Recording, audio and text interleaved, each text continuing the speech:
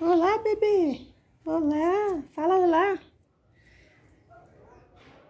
Vem aqui, Ozzy.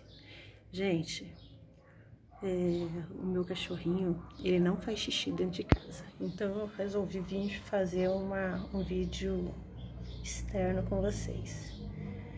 Olha, pra você ver, aqui tem uma marquinha onde ele marca território todos os dias. Eu vou ensinar pra vocês uma dica para tirar cheirinho do pipi do doguinho, ó. Bicarbonato de sódio. Coloca aqui, tá vendo? Como ele não faz dentro de casa, tive que fazer um xixizinho dele que tá aqui fora.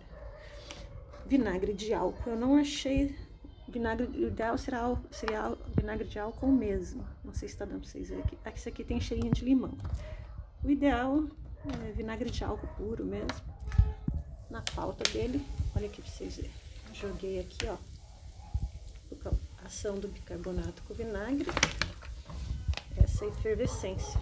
Parece aquele produto que coloca pra lavar roupa.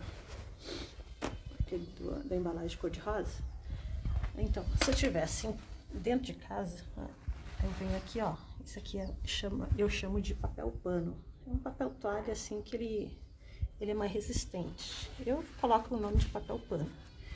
Eu venho aqui limpando tudo, ó. Na verdade agora, ó, só de fazer isso já acabou o cheirinho. Aí, ó, não tem mais cheiro de xixi. Se você quiser, você pode vir e pegar um amaciante da sua preferência. Eu gosto do cheirinho de Downy, aquele amaciante.